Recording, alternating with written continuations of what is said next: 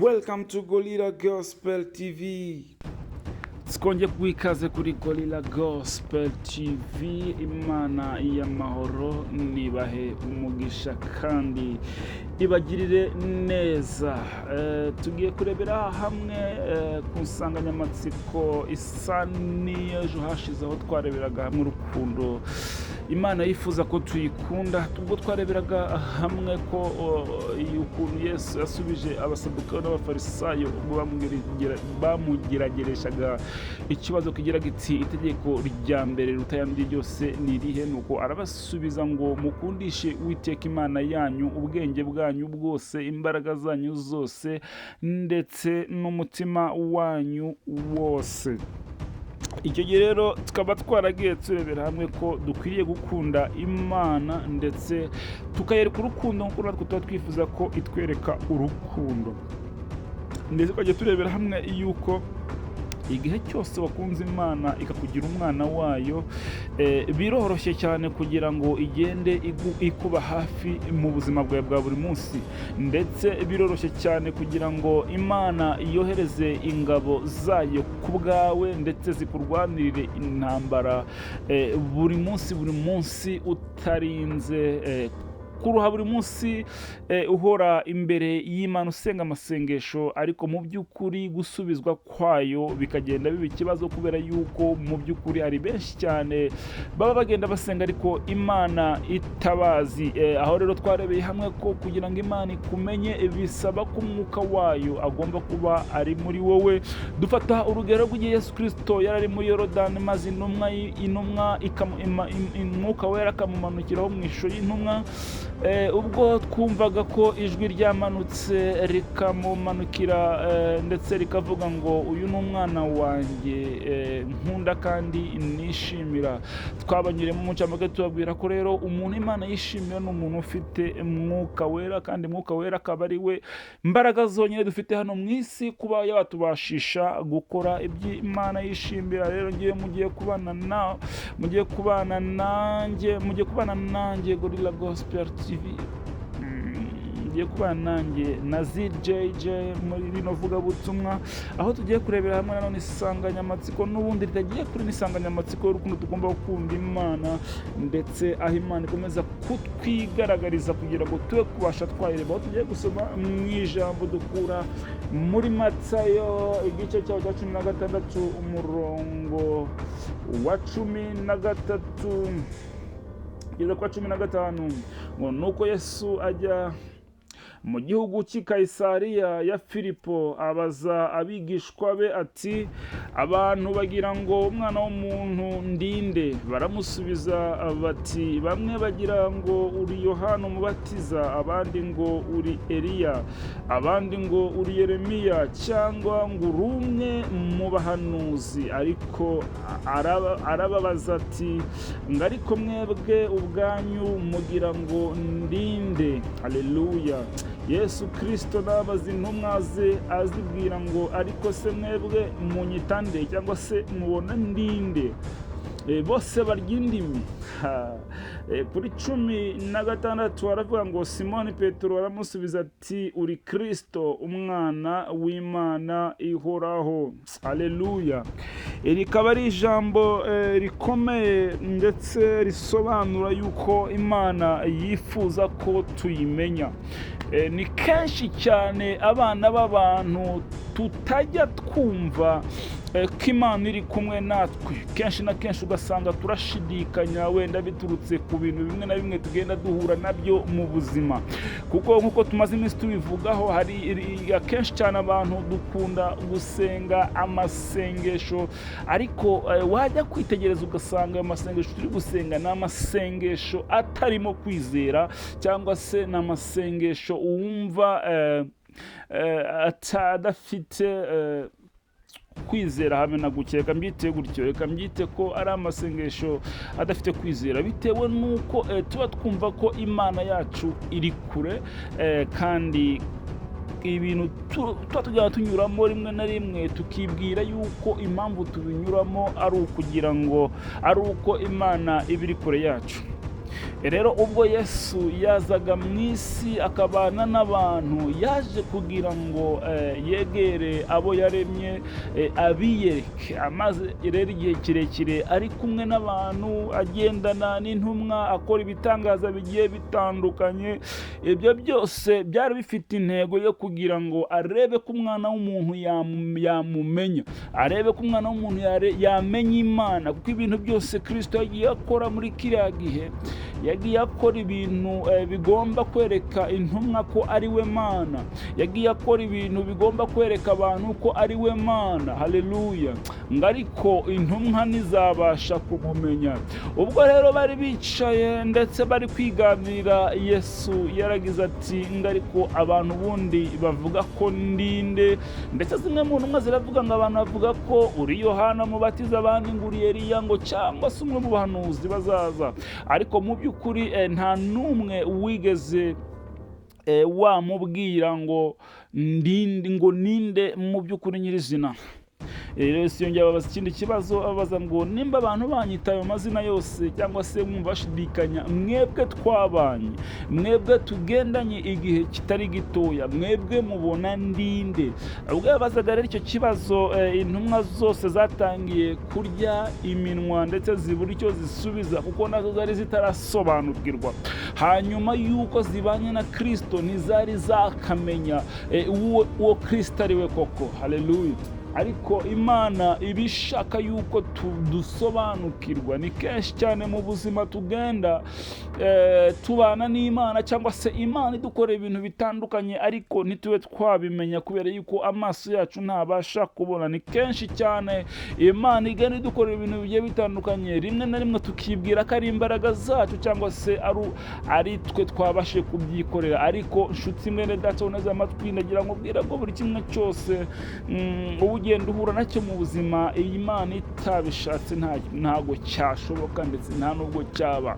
Rero Imana igenda irengera ubwoko bwayo n'abantu bayo mu buryo bumwe cyangwa ubundi. Niyo mpamvu Yesu Kristo yabajije intumwa ze kugira ngo arebe ko izo ntumwa zimaze iminsi zigenda nawe, zibana nawe, akora ibitangaza byinshi bigiye bitandukanye kugira ngo azereke uwo ari we. Ariko kubw'amahirwe make ntabwo izo ntumwa zabashije gusobanukirwa ko uyu Kristo ari we Mana. Yagiye ahumura impumyi ndetse akoresheje icyondo kugira ngo azereke yuko yakoresheje n'ubundi takare mu muntu, ariko ntibasobanukirwa. Yagendeye hejuru y'amazi kugira ngo abibutse icyanditswe kiri mu itangiriro ko Mwuka w'Imana agendaga hejuru y'amazi, ariko ntibasobanukirwa. Yagiye abereka ko yagiye azura abapfuye kugira ngo abereke ko ari ufite ubushobozi bwo gutsinda urupfu, ariko abantu bo ntibabasha guhumuka amaso ngo bamenye ibyo Yesu arimo arakora ni ibiki.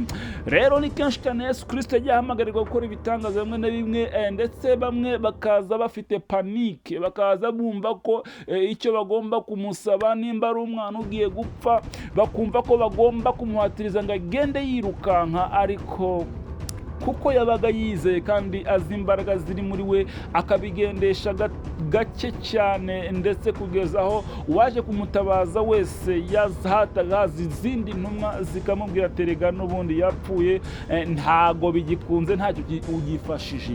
Ariko Yesu Kristo akababazwa n'uko abantu batari gusobanukirwa uwo ari we. Haleluya! yashaka kugira ngo yitinzatinze ariko agire ikintu akora kugira ngo imbaraga z'Imana zibereke cyangwa se zibahumure, ariko agasanga biragoye kugira ngo umuntu w'Imana abasha gukora iki?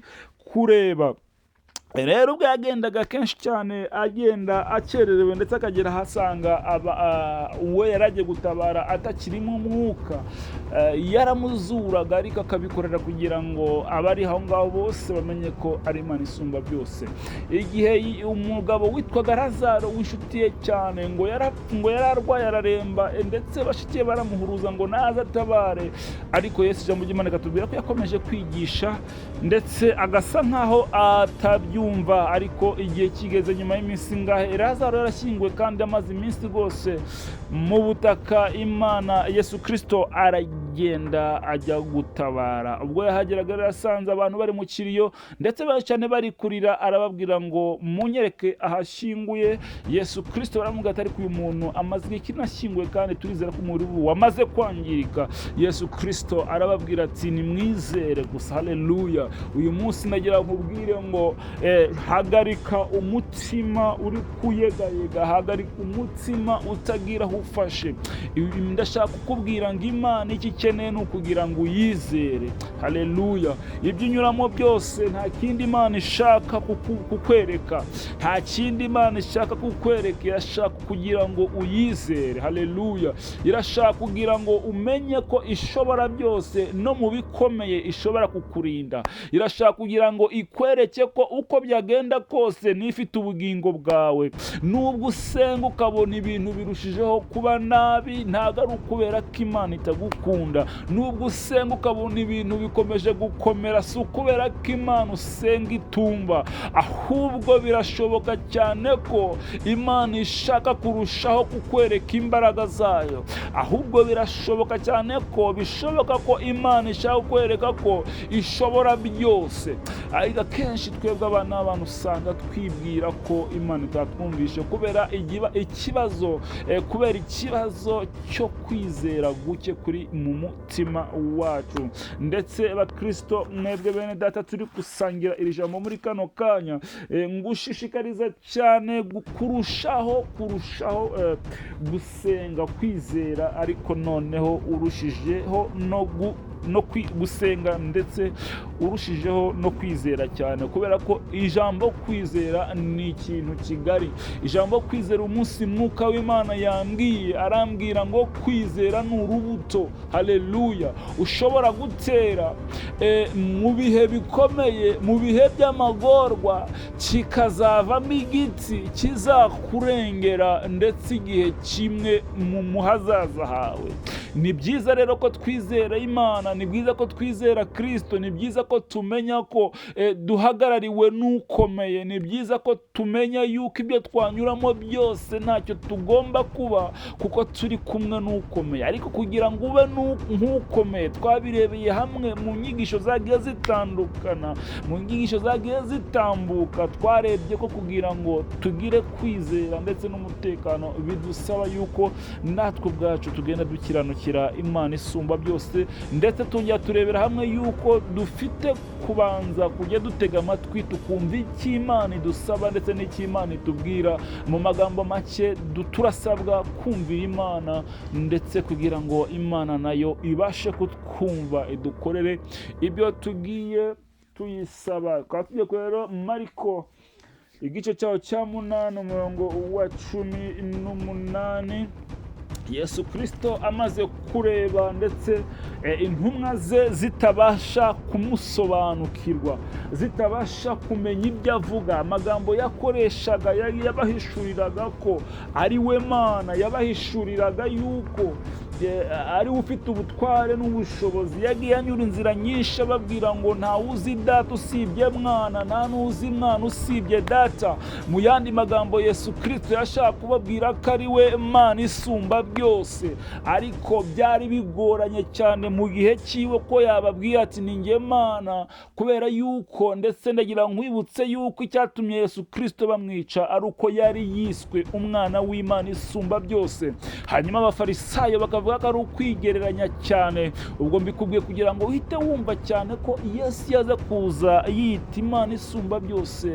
Abafarisayo cyangwa se n'abanyetorero b'icyo gihe bagomba kwita bamwica, nyamara gahunda yari imuzaniye ko ari kugira ngo abanze yiyereka abamwizera, yiyereke abazamwizera ko afite ububasha n'ubutware, ndetse babashe kuba bakwizera ubumana bumurimo. Ariko byaje kugaragara bigoranye yuko umwana w'umuntu ubwo bushobozi ndetse bwo gusobanukirwa Imana ku giti cye n'imbaraga ze byari bigoranye. Ari cyatumye Yesu Kristo avuga ngo reka ngende nsubire mu bwami bwanjye, wowe urasabwa kwizera no kunyemera kugira ngo imbaraga z'Imana zizakumanukiremo. Byaragaragaye cyane ko hari imbaraga umuntu yari yaratakaje, ndetse Imana ubwo yagendereraga abantu bayo yaremye bwa mbere Adamu na Eva babashaga kwisobanukirwa ndetse Imana itagiye kwisobanura, ariko igihe bamaze gucumurira bagakora icyaha bagakurwa muri Edeni bagashyirwa mu isi, byaragaragaye ko hari ikintu Satani yabambuye. Icyo kintu rero cyari imbaraga z'Imana n'ubumenyi n'ubwenge bwo gusobanura. Ubwo Yesu yazaga mu isi, icyo kintu umwana w'umuntu yari yaragitakaje, aricyo cyatumye Imana ivuga ati reka nsubire mu bwami bwanjye, reka nsubire mu bwami. Nk'uko Yesu yabwiye aravuga ngo nzaboherereza mwuka, cyangwa se simbasize mwenyine ahubwo nzaboherereza umufasha. Yesu yababwiraga yuko atabasize mu gihe bari bafite igihunga bibwira yuko agiye kugenda, mu gihe Yesu we yabonaga neza yuko aragiye ariko aragaruka kuba muri bo kugira ngo abakoreshe ibikomeye birenze ibyo yagiye akora. Imana yacu ni ishimwe. Imana rero kugira ngo ubashe kuba muri iyi si ushoboye gukora ibyo gukiranuka, biragusaba imbaraga z'Imana, biragusaba gukomera, biragusaba kwemerera mwuka wera akakuyobora, kuko wowe nta mbaraga ufite zatuma ubasha gukora ibyo Imana ishaka. Kubera ko nk'uko turi kubireba ahangaha, Yesu Kristo yabanye n'intumwa ze igihe kitari munsi y'imyaka 3, ariko bari barananiwe kumenya ko ari we Mana, bari barananiwe kumenya uwo ari we, bari barananiwe kumenya ubusobanuro bwe, kandi mu by'ukuri yarahoranaga nabo umunsi ku wundi abereka ibitangaza bigiye bitandukanye, ndetse bagatangara bakabona ko ari ibintu bidasanzwe bari kubona, ariko guhishurirwa ko ari we Mana byagiye bibagora. Rero tugaruka kuri Mariko gice cya 8 umurongo wa 18, umurongo wa 18 haravuga ngo kuko mufite amaso ntimurebe, mufite amatwi ntimwumve, mbese ye ntimwibuka. Aka kantu ni ikintu Yesu Kristo yababwiye ngo mbese ye ngo ntimwibuka. Yesu Kristo yarababwiye ngo ibintu nakoze byose koko ntimwibuka, ntimunyibuka. Ubwo namanyuriraga abantu 5,000 imitsima 5 nkayibagabanya ikabakwira, ntacyo mwibwiye. Niko Yesu Kristo yashatse kubabwira. Hari ibikorwa byinshi Imana igenda idukorera mu buzima bwacu, hari ubutabazi Imana igenda ituzanira mu buzima bwacu bwa buri munsi. Hari igihe tuhura n'ibikomeye, ariko ukuboko kw'Imana kukaza ndetse kukadukemurira ibyo tubona bitabashaga gukemuka. Gusa hari ikibazo tugomba gukomeza twababwira gukemura. Imana igukoreye neza, ikugiriye neza, ariko ntiwibuka. Iri jambo kutibuka ibyo Imana yagukoreye, kutibuka ibyo Imana yakoreye mu maso yawe, kutibuka imbaraga yakoresheje kugira ngo ikurengere. Rero iki Imana idusaba nuko twibuka. Nshuti mwene data woneza amatwi, Imana iragusaba ko wibuka imirimo myiza yagukoreye. Imana iragusaba kugira ngo ube maso, umenye yuko kuba uriho, kuba uhumeka umwuka, kubasha guhaguruka ukabona birakunda. Wibuke ko hari abatabasha guhaguruka. Kuba ureba ukabona birakunda, wibuke ko hari abatabasha kureba, kandi abo bose ntacyo tubarusha. Nimba ubasha kuba wavuga, wibuke ko hari abatabasha kuvuga, kandi ntacyo watanze kiruta icyo batanze. Wibuke ko hari abari gutaha batari kubasha kubaho. Wibuke yuko Imana iri kurwana urugamba rukomeye kugira ngo uyu munsi wa none ugire uburyo wabana nayo, ndetse iracyaguha amahirwe, iracyaguha ko amahirwe kugira ngo urusheho kwera ndetse no gukora ibitunganye, kugira ngo igihe kimwe uzahabwe ubugingo bw'iteka ryose. Ibi bintu ni ibintu dusabwa gutangira tukiri muri iyi si. Hoya ntabwo hari abantu, ndetse kenshi nagiye numva bakunda kwibwira yuko ibi bintu atari ukuri. Ariko nshuti y'Imana, Satani arakora, kandi Satani ariho, Satani ararwana urugamba. Imana iramutse iguhumuye amaso ukareba urugamba iba yarwanye kugira ngo uyu munsi wa none uba uriho, wavuga ngo Mana urakomeye. Ntushobora ntushobora kugira ikindi urenzaho, kubera yuko Imana iguhumuye amaso ukareba urugamba Satani aba yagutejeho, ukareba ingabo Imana iba yamanuye kukurwanira, ukareba ibikomeye byose Imana igenda ikurinda. Igihe kimwe umugabo witwaga Elisa ubwo yari iwe ndetse ari kumwe n'umugaragu we, ngo ubwami bumwe bwaje kumutera kubera ko yakundaga kugenda amenya amabanga yabo bakoreraga mu bwihisho, akayabwira umwami wa Isiraheli, ndetse izo ngabo zaza kurwanya Isiraheli zigasanga zatezwa mbushi zikicwa. Uwo mwami akomeza kuvuga, ariko ninde utuvamo? Ariko umwe mu bagaragu be aramubwira ngo hari umugabo witwa Elisa ngabasha kumenya n'ibiri mu bwihisho. Reka nkubwire wowe neza amatwi ngo hari Imana ishobora byose, ikureba ikagenzura buri kimwe cyose. Hari Imana ibasha kumenya icyo utekereza nubwo wowe utagisohora ngo gisohoke mu kanwa kawe. Niyo mpamvu nkubwira ngo iyi Imana dusenga ni Imana ikwiriye kubahwa. Dukwiriye kumenya Imana twita Imana, dukwiriye kumenya uburyo ki ishaka yuko abana bayo bamera, dukwiriye kumenya uburyo ki imeze mu miterere yabo. Haleluya. Uyu mugaragu yabwiye umwami we ati hari umugabo witwa Elisa.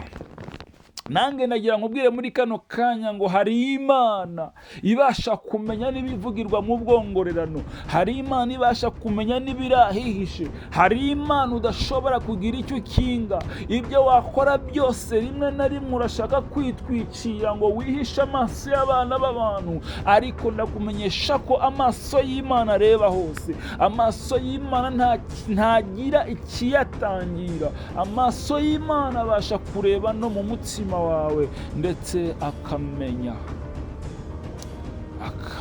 ibyo wibwira. Niyo mpamvu nkubwira ngo Yesu Kristo yaravuze ngo mwakire Mwuka. Haleluya. Yadusigiye imbaraga zo gutuma tubasha gutekereza ibyo Imana yishimira, zo gutuma tubasha gukiranukira Imana, twaba dutekereza cyangwa se tuvuze cyangwa se duhagurutse, igihe cyose tukabasha gukiranukira Imana. Biragoranye cyane ko wowe ushobora gukora ibyo gushimwa n'Imana atari yo ku bwayo yakubashishije. Biragoye cyane ko ushobora kuba wakora ibyo Imana yishimira atari Umwuka Wera, ndetse ariyo Mana isumba byose mu bumana bwayo yakugaruke kuko wayizera. Kandi ibyo nabyo birasaba kuyizera, ibyo nabyo birasaba kuyemerera. Imana ntishyiraho umuntu imbaraga. Ikikubwira irakubwira ngo wowe gusizere. Haleluya. Ngo gira kwizera guto kungana n'akabuto ka sinapi. Haleluya. Ushobora kugira ukwizera guto cyane ariko kukakurengera mu bintu binini kandi bigari. Ijambo ry'Imana yatubwira ngo kwizera ni nk'akabuto ushobora gutera uyu munsi, ejo kakavamo igiti cy'inganzamarumbo. Icyo giti kikazakurinda izuba ryagombaga kukwica. Ndakubwira ngo nugira kwizera nta gihombo uzagira. Ndakubwira ngo nugira kwizera bizaturuka kuko wamenye Imana yawe uburyo iteyemo. Hari benshi cyane tugendeye mu kivunge tutazi n'Imana dusenga. Hari benshi cyane tuguye mu gufana ndetse no kwitwa abanyamadini, ariko Imana yagiye igaragara kenshi ivuga ati ngewe urusengero nkunda kandi nemera ni umubiri wanyu. Haleluya. Umuririmbyi aravuga ati mbese ntimuzi yuko imibiri yanyu ari insengero za Mwuka? Ndagira nkubwire ngo tunganya umubiri wawe, kuko umubiri wawe nirwo rusengero rw'Umwuka Wera. Mu mubiri wawe niho Imana yishimira kuba kurusha kuba mu rusengero rwubakishijwe n'amaboko y'abana b'abantu. Imana yacu ni ishimwe. Imana irakubwira ngo nugira kwizera izaguhishurira byinshi. Imana yacu iravuga ngo mu bihe bya nyuma Mwuka azamanukira abana, abasore n'inkumi, abakecuru n'abasaza, imirimo izakoreka. Haleluya. Ariko iki gihe tugezemo ni igihe ikizira kicaye ahera, ni igihe Satani ategeye ubwoko bw'Imana mu nsengero, ni igihe Satani ategeye abana b'Imana mu biyita abakozi b'Imana. Igihe turimo ni igihe dusabwa kuba maso.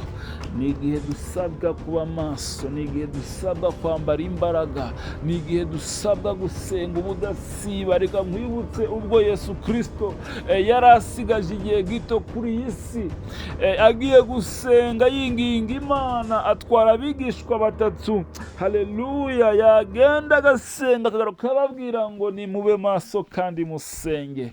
Nanga iryo jambo wonteze amatwi kano kanya, ndakubwira ngo ba maso kandi usenge, wihunikira kuko urugamba rurakomeje, wihunikira kuko ibiguhiga ni byinshi, wihunikira kuko ibikurwanya ni ibinyembaraga. Ijambo ryera riravuga ngo ibiturwanya si ibifite umubiri, ahubwo turwana n'imbaraga zo mu kirere, turarwana n'imbaraga z'abatware bo mu kirere, n'imbaraga zikomeye zitoroshe. Ntabwo ukwiriye kwicara ngo usuzugure Satani, kuko ndakumenyesha ko ari ikiremwa gifite imbaraga nyinshi cyane, ariko Imana yaduhaye ikintu gikomeye ndetse tugomba gukoresha nk'intwaro: kwizera no gusenga. Senga Imana kandi urusheho kwegera Imana. Wowe uneze amatwi, kora uko ushoboye kose urusheho gukunda Imana, urusheho gukunda Imana, ibintu byose ubirutisha Imana.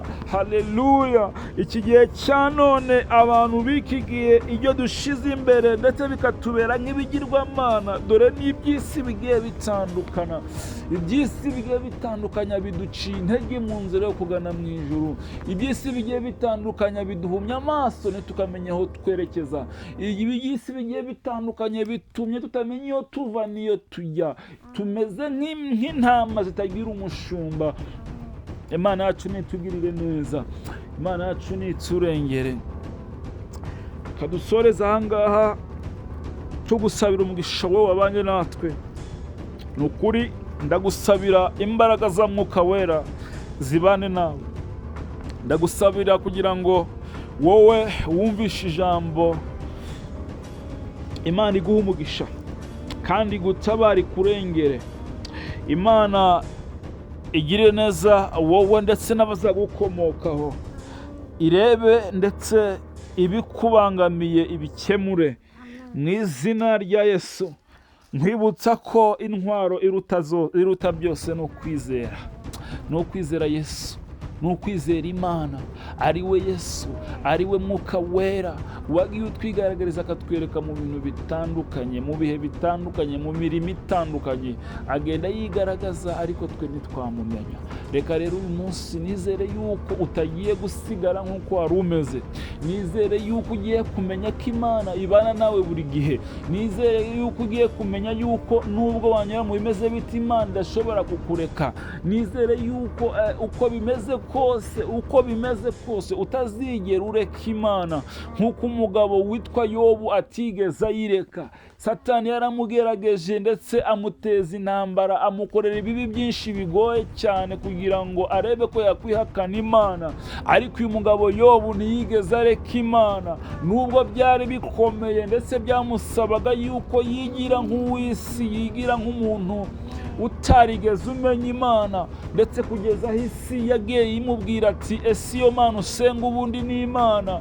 Ariko uyu mugabo Yobu ntiyigeze arekeraho kwizera, ahubwo yakomeje urugendo, ahubwo yakomeje kwizera. Ibintu byose bimushiraho, ntiyigera arekura Imana, akomeza kwizera kugeza aho umugore we yishakiye yamubwiye ati ariko iyo Mana wizera, iyo Mana urabona ikumariye iki? Aramubwira ngo navuye mu nda ya mama nambaye ubusa, nzasubira mu nda y'isi ntacyo nambaye. Mu yandi magambo yashaka kumubwira ko nta cyarutse Imana, ndetse mu maso ye yashaka kumubwira ko nta na kimwe gishobora guhwana n'Imana mu maso ye. Nuko byagenda kose Imana isumba byose, yashaka kumubwira ko nubwo ibintu byose byagenda kuba afite Imana bimuhagije. Reka nkwibutse umugabo witwa Pawulo ubwo yakunda kubwira Imana ngo imukize, ndetse nashaka kugira nkubwire ngo uyu mugabo yakoraga ibitangaza bigiye bitandukanye, ariko nawe yari afite ubumuga, ndetse ubwo bumuga agahora yinginga Imana kugira ngo irebe ko yamutabara ikamukiza, ariko Imana ikamubwira ngo kuba mfite birahagije, ngo ubuntu bwanjye bwonyine buraguhagije. Uyu mugabo Yobu nawe rero yabwiraga abantu ngo ubuntu bw'Imana bwonyine burahagije. Uyu mugabo Yobu yabwiraga bamwegeraga bamubwira kwihakana Imana, akababwira ngo ubuntu bw'Imana burampagije. Reka rero uyu munsi nawe wigire, ndetse abakurambere wigire ubutwari bagiye bagira, nawe ubugire, ubwire ibintu byose wumva byatuma utandukana n'Imana, yuko ubuntu bw'Imana buguhagije. Haleluya. Kandi ndetse Imana ntizahwema kukurengera. Ngo ijambo ry'Imana rirambwira ngo Imana yongera igarukira umugaragu wayo Yobu, ibyamunyazwe byose arabigarurirwa, ndetse Imana imukubira inshuro nyinshi, ndetse imuhesha umugisha.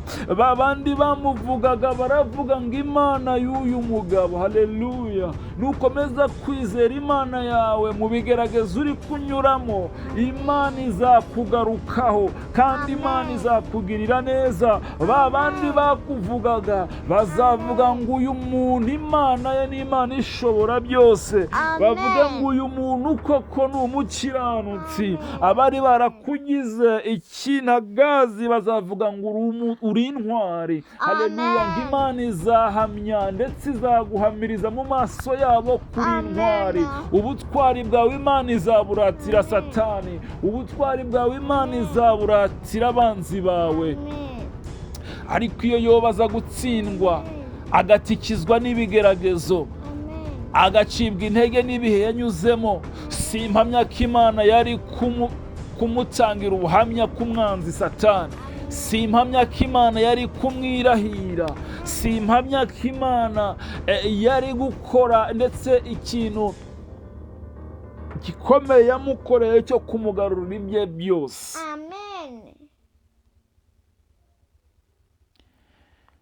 Imana yacu nibaha umugisha mu izina rya Yesu.